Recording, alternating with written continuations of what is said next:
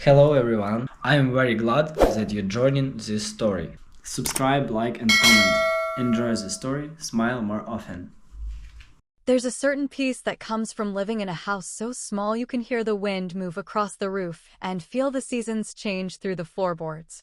My tiny house isn't much by most people's standards, just under 400 square feet, a wood stove in the corner, a bookshelf that doubles as a ladder, and a porch that creaks every time I step on it. But it's mine, every inch of it, bought in cash and built with intention. I grow my own vegetables in a small garden out back. I work remotely as a consultant from a desk I made out of reclaimed barnwood, and most nights I cook my dinner with music playing and the window cracked open, just enough to hear the trees sway. It's simple, it's quiet, and it's more fulfilling than any five-bedroom house I've ever walked through. Of course, not everyone sees it that way. Or rather, one person in particular never misses a chance to remind me just how unimpressive she thinks it is. My sister Lauren has made it her personal mission to scoff at my lifestyle every time we end up in the same room together. She says things like, "You could at least upgrade to a house with a real roof," or "Don't you ever get tired of living like you're in a dollhouse?" She says it with a laugh, with that tone she thinks passes for humor, but everyone knows exactly what she means. It's not a joke to her, it's a jab, dressed in a cheap disguise. Lauren lives for appearances. She always has. Every holiday dinner is another opportunity for her to parade her newest handbag like it's a trophy, to casually mention how much her car cost, or to announce that she's just returned from another wellness retreat in Sedona. As if all of us should be gasping in admiration. Her life is a collage of filtered Instagram selfies, overpriced clothes with brand tags left on for show, and empty motivational quotes about hustling harder and being a girl boss. She talks about networking events like they're religious experiences and drops buzzwords like she's trying to impress a panel of judges instead of her own family. And every time she walks into a room, she acts like the rest of us are just supporting characters in the movie she's directing. I've never responded to her jabs. Not once. Not because I don't feel the sting, but because I've never felt the need to prove anything to her or anyone, for that matter. Let her think my house is pathetic. Let her think I'm wasting my potential or settling for less. Because deep down, I've always known something she didn't, and part of me was content to let her underestimate me. Still, I won't lie and say it never got under my skin. It did. Especially at family gatherings, when her snide remarks would get little chuckles from the cousins, or when our mother would look away uncomfortably, pretending not to hear. I'd sit there, quietly sipping my tea, listening to Lauren talk about quarterly projections and boutique investments like she was delivering a TED Talk. And I'd wonder how many more years I'd have to endure this circus of inflated egos and performative success before someone finally called her out. Have you ever kept your success private while everyone assumed you were failing? Have you ever swallowed the urge to scream your worth just to keep your peace? At what point does peace matter more than proving a point? That's the question I asked myself every time Lauren waved her designer keys in front of me, every time someone whispered about how it's a shame Julia never really took off, every time I reminded myself that I didn't owe anyone a damn explanation for how I lived. But everything changed the day we got the letter. It arrived in plain white envelopes, one addressed to me and one to Lauren, with the stamp of Uncle Charles's law firm on the corner, the same uncle who raised us after our parents died. The same uncle who ran the family business and never once revealed what he planned to do with it after he was gone. The letter was short and direct. There would be a formal reading of the estate and the business succession plan. The room was already booked. The lawyer's name was printed neatly at the bottom, and the tone was serious, not optional, not ceremonial. This was real. Lauren was practically giddy. She called me that evening, her voice buzzing through the phone as she said, "Well, I hope you at least have something decent to wear. This is going to be huge." I could hear the smile in her voice, the kind of smile that only exists when someone is already planning their victory speech. She said she had a hunch that Uncle Charles had always planned to name her CEO. "It just makes sense," she added. "I mean, I have an MBA. You know how much he respected education and drive." I didn't respond. I just listened. Because what I knew, and what Lauren was about to learn, is that real power doesn't need to wear a suit or drive a luxury car. Sometimes it lives in a tiny house with a garden and a wood stove, waiting quietly while everyone else trips over their own egos. And soon, the silence she mocked was going to speak louder than she ever imagined. There's a specific kind of energy that fills a room when everyone believes they're about to inherit something, a tense, greedy sort of electricity that crackles just beneath the surface of polite smiles and forced small talk. That was exactly the atmosphere in the law office the day our family gathered for the formal reading of Uncle Charles's estate. The chairs were stiff-backed, the air was too cold, and every eye in that room carried expectation, like someone was already calculating their slice of the pie before the knife had even touched it. People who hadn't spoken a kind word about Uncle Charles in years suddenly wore mourning expressions, dabbed at dry eyes, and acted like saints on a Sunday morning. It would have been almost funny if it hadn't been so pathetic. Lauren, of course, was in full performance mode. She walked in wearing some designer suit that probably cost more than my house, her heels clicking dramatically across the marble floor, her hair styled like she was heading to a press conference rather than a family meeting. She gave a tight little smile to everyone in the room, kissed our mother on the cheek like a politician working a crowd, and took her seat right up front with the kind of confidence only someone completely convinced of their own superiority could muster. I sat 2 rows behind her, quiet, unnoticed, just as I preferred it, just as I'd always been in rooms like this, until now. The lawyer, Mr. Davison, was one of those men who never blinked more than necessary and had a voice like a metronome, even, deliberate, unshakable. He started with the formalities, listing Uncle Charles's remaining personal assets, which included a few properties, some accounts, and various items of sentimental value. I watched the room shift subtly each time a number was mentioned, cousins straightening their spines, aunts adjusting their jewelry, people who hadn't visited Uncle Charles in a decade suddenly looking more attentive. But none of it really mattered, not to Lauren, not to anyone who truly understood the core of Charles's legacy, the business. That was the crown jewel, the real treasure, the one piece of this puzzle everyone wanted to claim. It had been in our family for nearly 40 years, built from the ground up by Charles himself, and kept running through recessions, market crashes, and industry shifts because of careful strategy and quiet, relentless work. When Mr. Davison finally reached the part about business succession, the room collectively leaned forward. I could feel it, a physical shift, everyone holding their breath. Lauren crossed one leg over the other, smoothed her skirt, and gave a practiced smile that said she already knew what was coming. She was just waiting for the applause. Mr. Davison paused slightly before reading, whether for dramatic effect or legal precision, I'm still not sure. But then he said it, clear and crisp, like it was just another bullet point on a list, effective immediately. Primary ownership of the business transfers to Julia Hammond, who will retain 85% of the company's shares and full executive authority. For a full 3 seconds, nobody spoke. Nobody moved. It was as if someone had sucked the oxygen out of the room, leaving behind only stunned silence and the faint hum of disbelief. I didn't even turn my head. I just sat still, watching the backs of heads slowly begin to shift in my direction. And then Lauren's voice cracked the silence, louder than I think she intended, sharp and brittle like glass under pressure. But I have an MBA. It hung in the air like a sour note at the end of a symphony. No one knew what to say. Even Mr. Davison blinked for the first time. Flipping calmly to the next page of the will like her protest was just background noise. What they didn't know, what none of them had ever bothered to ask, was that I had been working behind the scenes with Uncle Charles for over a decade. I wasn't just sipping tea and pruning roses in my tiny house.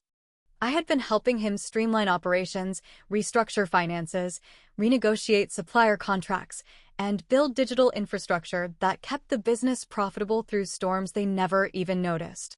Charles taught me everything, not from a boardroom or a textbook, but from the warehouse floor, from early morning meetings in his kitchen, from years of real conversations about growth, ethics, and legacy. He didn't care about my degree because he'd seen my decisions. He didn't need flashy suits or buzzwords because he'd seen the numbers. I didn't need a title to earn his respect. I had earned his trust, and that was the only currency that mattered to him.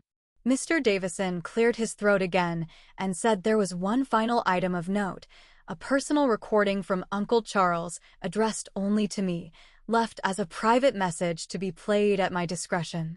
Everyone turned to look at me, eyes wide, curiosity burning through their confusion. Lauren's lips parted like she wanted to demand it be played right then and there, as if she were owed one more piece of his legacy, one more ounce of control. But I looked her in the eyes and shook my head once, calmly. "No," I said. "That part's not for everyone." And in that moment, for the first time in my life, I wasn't the quiet one anymore. I was the one with the final word.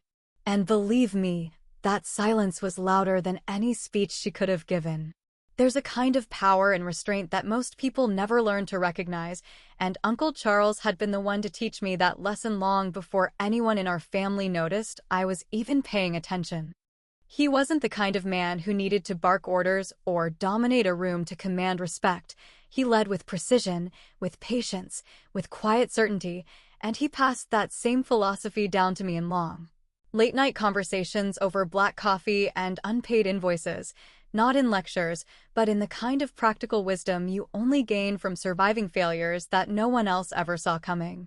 He used to say, "The loudest people in the room are usually the ones trying hardest to convince themselves they matter," and I carried that line with me like armor every time Lauren rolled her eyes at my modest life. While she was chasing prestige and title and external validation, I was learning how to read quarterly reports like second nature, how to anticipate market shifts, how to find the weak seams in supplier contracts that could cost us $10,000 if left unchecked. Charles never cared that I didn't have a business degree hanging on my wall. He cared that I understood the business better than most people with a wall full of diplomas. He warned me early on that Lauren's obsession with being seen, with being praised, with showing the world how successful she was before she'd earned any real depth, that would be her downfall eventually. And he wasn't cruel about it, not even bitter. He actually loved her in his own way, but he saw what she refused to admit about herself, that she was building an image, not a foundation. That she mistook noise for movement. And that one day, when it came time to choose someone to carry the business forward, he'd have to pick substance over sparkle, even if that choice wasn't popular. He'd chuckle sometimes when we'd look at real estate listings. I once showed him a sprawling modern house Lauren had been flaunting at the time. High ceilings, glass walls, more bathrooms than bedrooms, and he shook his head with a half smile and said, "You don't build legacy on square footage, kiddo. You build it on the decisions you make when no one's watching." That's why my tiny house wasn't just a home, it was a choice. It was a statement without needing to be announced. It was a deliberate shield against the chaos and distraction of constant consumption. I didn't need to chase status when I was already growing something real beneath the surface, far from the spotlight and safe from everyone's judgment. And now, that quiet work had turned into control, 85% of the business, and more leverage than any of them ever imagined I'd hold. Of course, Lauren didn't take that quietly. Within a week of the will being read, she filed a legal challenge claiming undue influence, suggesting that I must have coerced Uncle Charles in his final years, manipulated him while he was vulnerable. It was a desperate move wrapped in desperation disguised as indignation, and it fell apart faster than she could rehearse her courtroom tears. The documentation was too thorough, the paper trailed too clean, and the people who had worked with me alongside Charles vouched for every decision we had made in tandem over the past 10 years. Her challenge was dismissed within days, and the message was clear: the empire was mine now, not because I grabbed it, but because I earned it. Still, I didn't gloat. I didn't throw it in anyone's face. I just started showing up at the office, taking quiet meetings with department heads, reviewing contracts line by line, walking the factory floors, and talking to the people whose names Lauren had never bothered to learn. And the more I stepped into the role, the more I realized how much had slipped through the cracks while she was too busy curating her image to pay attention to the actual structure. There were discrepancies in the budgets from a few years ago, small amounts at first glance, just barely enough to trigger concern, but familiar line items began to repeat themselves. Networking retreat, executive development travel, consultant hospitality. It wasn't much, not individually, but it was enough to catch my eye, and the time frames lined up suspiciously well with the brief window Lauren had been loosely involved in the company during one of her corporate pivot phases. I pulled the files quietly, flagged them without telling anyone, and began compiling a timeline. I didn't want revenge, not yet anyway, but I wanted clarity. I wanted to understand just how deep the damage went, and how long she had been dipping her hand into a pot she never helped stir. Because if there was one thing I had learned from Charles, it was that real power doesn't panic, it prepares. And this time, I was preparing for something bigger than they were ready for. Something told me this wasn't just about inheritance anymore, it was about reckoning. And I wasn't planning to whisper through that part. There's a difference between making noise and making moves, and it's a distinction most people never learn until they're already too deep into the consequences of mistaking the two. I had spent the better part of my adult life being mistaken for someone soft, someone simple, someone small, and I let them believe it, not because I didn't know who I was, but because I understood something that Lauren never did. That power isn't something you flash around like jewelry or slap onto your resume with oversized fonts and buzzwords. Real power is quiet, surgical, unshaken by applause or insult, and it doesn't need a stage to exist, it only needs strategy. When I started digging deeper into the company's financial history, I wasn't looking for a smoking gun. Honestly, I was hoping it had all been some oversight, maybe a miscommunication or some dusty line items no one had double-checked. But the deeper I went, the more obvious it became that the cracks I saw weren't accidental, they were deliberate, disguised in the most familiar ways that only someone on the inside could have structured. Consulting expenses that didn't lead to any consulting reports. Networking retreats with no accompanying invoices or vendor records. Reimbursements tagged to names that no one in HR had ever heard of. The patterns were subtle but unmistakable, and the timeframes? Every single one of them aligned with Lauren's brief stint as a strategic consultant for the business a few years back, a role she had insisted was unpaid at the time, claiming she was just helping Uncle Charles modernize things. What she was modernizing, apparently, was her own lifestyle on the company's dime. I compiled every document, every receipt, every timestamp, and every internal approval tied to her name. I didn't need to exaggerate. The truth was already damning enough on its own. But instead of rushing to court or plastering it across headlines, I took my time. I waited until the next quarterly board meeting, the one where I had planned to formally restructure our executive leadership and outline my new vision for the company's future. I invited everyone who mattered, board members, department heads, longtime employees who had quietly kept the business running through storms and silence. And Lauren, of course, showed up in her usual self-important fashion, late by 8 minutes, wearing another designer jacket and clutching a leather-bound notebook she wouldn't open once. I started the meeting the way I always do, calm, measured, direct.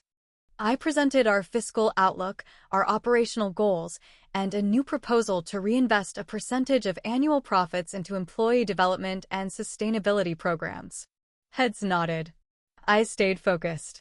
No one yawned or shifted in their seats. Then I paused, and with the same calm tone I'd used to describe our supply chain improvements, I moved into the financial discrepancies. I laid it all out, not with malice, not with drama, but with cold, indisputable clarity. No one interrupted. No one dared. And when I finished, I turned toward Lauren and simply said, effective immediately, your consulting contract is terminated, and your access to all company systems has been revoked. There will be no further role for you in this business. The silence in the room was thicker than cement.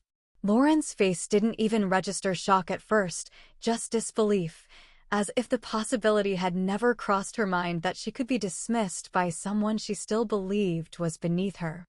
She opened her mouth once, then closed it, then opened it again, and said something about misunderstanding and talking privately, but the room had already moved on. I didn't respond. I didn't need to.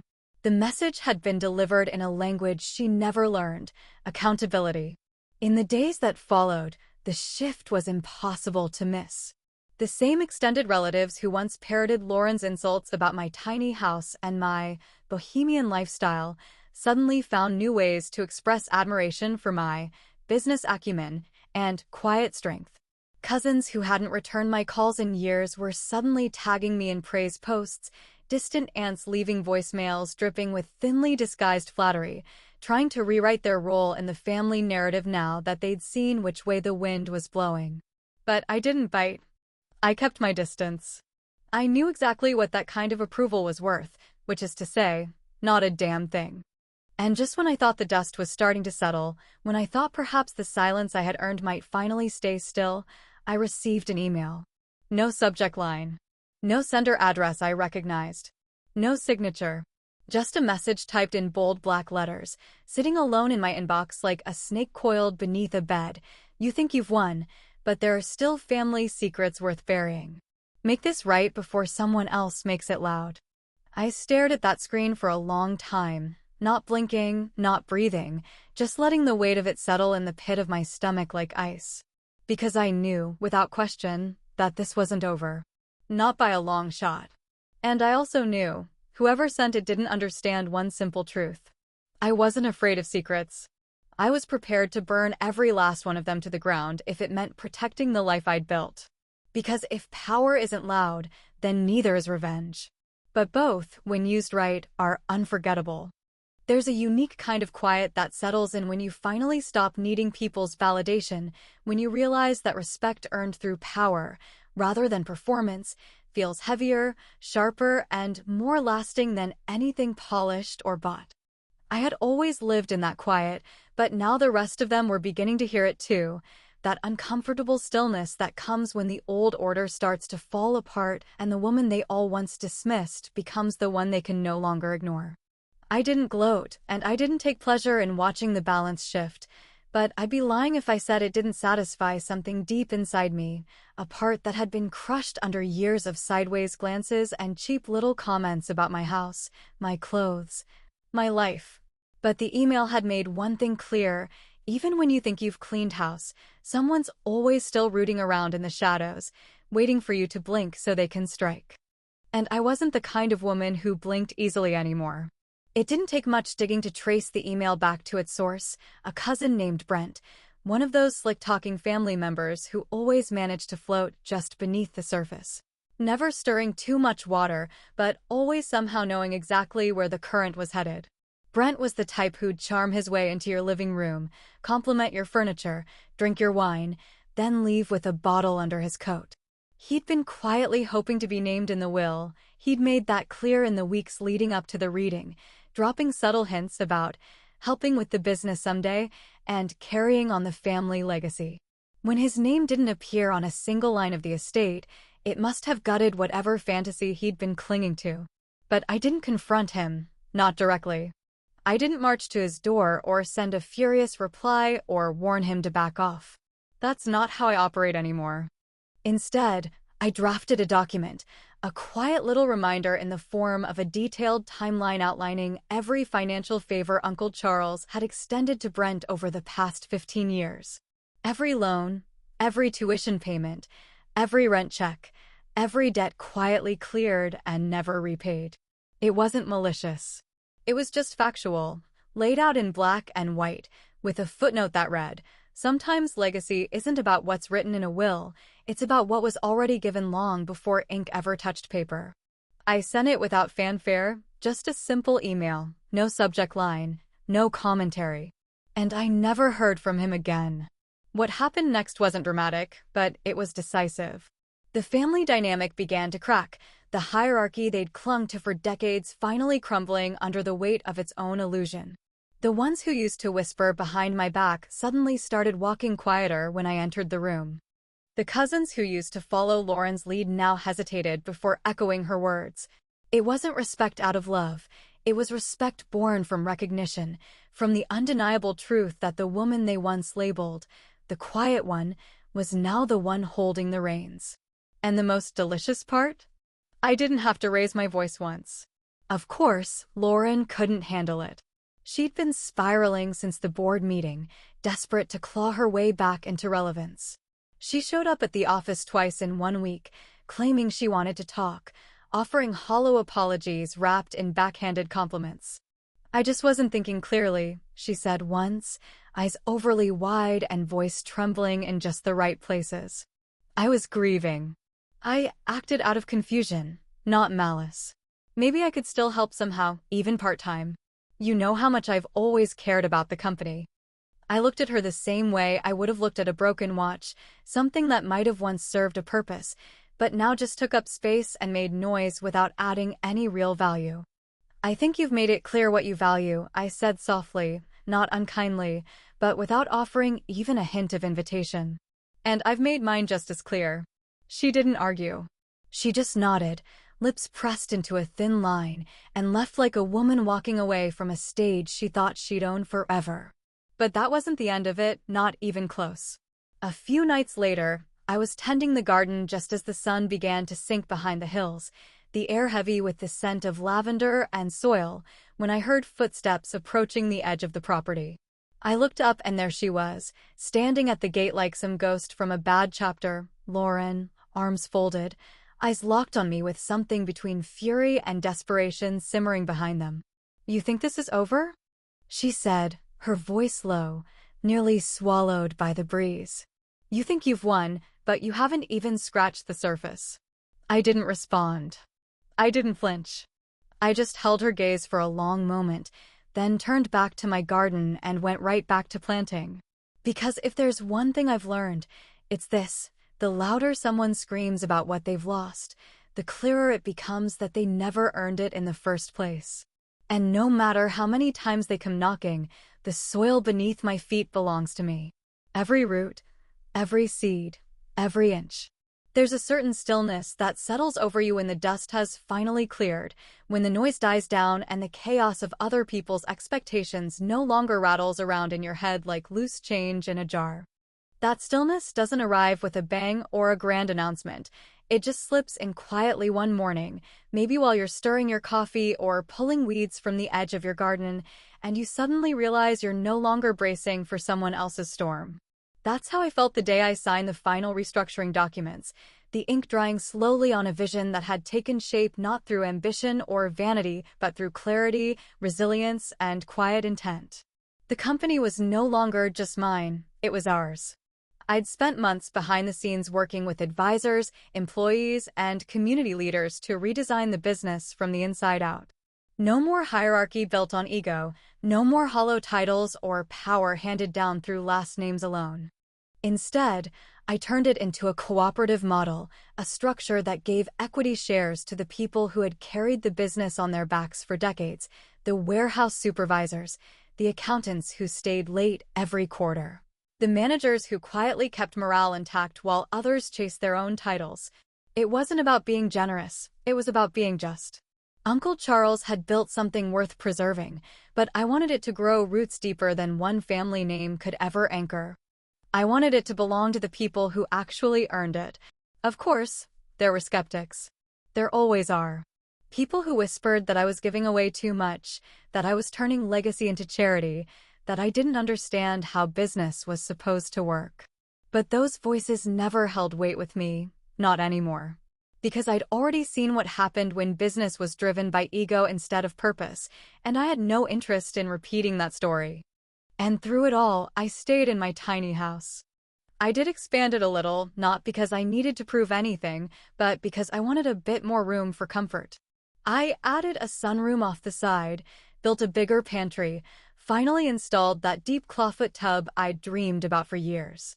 It was still small by anyone else's standards, still modest and tucked beneath the trees, still the kind of home that wouldn't impress anyone driven by status. But it was mine, still rooted in simplicity, still a sanctuary untouched by pretense or performance. It wasn't about staying small. It was about staying grounded.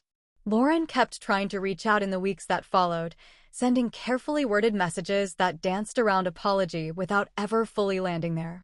Messages about regret, about misunderstandings, about how families shouldn't let business get in the way of blood. But I didn't respond. Not once. Because sometimes the most powerful response is silence, not avoidance, but closure. And some bridges don't need to be burned. They just need to be left behind, crumbling under their own weight.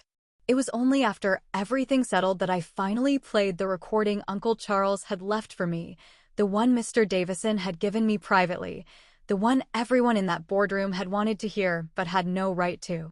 I waited until one quiet evening, the kind where the sky turns orange just before dusk and the only sound outside is the wind brushing through the pine needles. I sat on my porch with a blanket over my lap, slipped the tape into the old player, and pressed play. His voice came through clear and steady, just as I remembered, deep, warm, with that familiar cadence that always made me listen even when I thought I already knew the lesson. "You don't need a big house, Julia," he said, pausing for a breath that made my throat tighten. "You were always meant to build empires from small spaces. The world won't always understand your quiet, but that doesn't mean it isn't strength. And when they try to measure your worth in square footage or shiny distractions, just smile and keep building.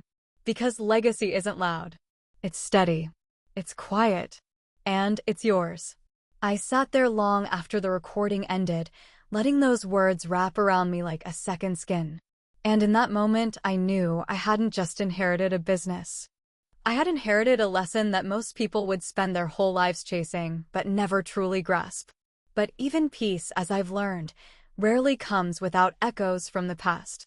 A week later, I found a package on my porch. No return address, no markings, just a plain brown envelope sealed with tape.